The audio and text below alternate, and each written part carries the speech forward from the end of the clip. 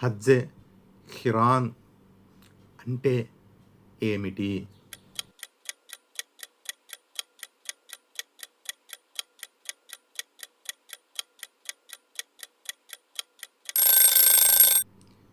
ఖిరాన్ అంటే కలపడం అని అర్థం వస్తుంది.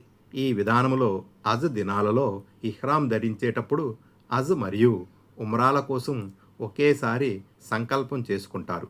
మొదట ఉమ్రా కార్యక్రమాలు పూర్తి చేసుకుంటారు. ఆ తరువాత అదే ఇహ్రాంతో హజ్ దినాలలో హజ్ ముగించుకుని ఇహ్రాం విప్పుతారు. హజ్జే తమత్తు అంటే ఏమిటి?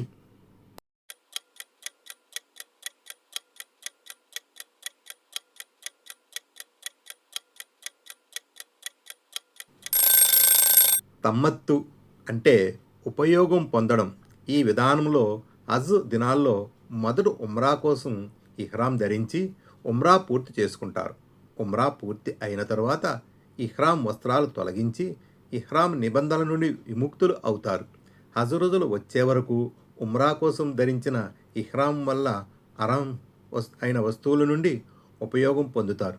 మళ్ళీ జిల్హజ్ 8వ తేదీన హజ్ కొరకు సంకల్పం చేసుకుని ఇహ్రాం ధరించి కార్యక్రమాలు నెరవేర్చి ఇహ్రాం ఇప్పుతారు.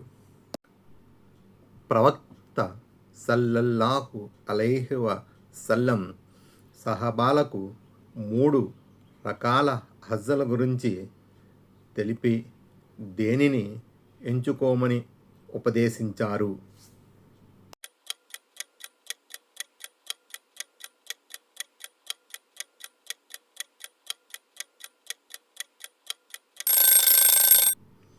మూడింటిలో ఏదో ఒక విధానాన్ని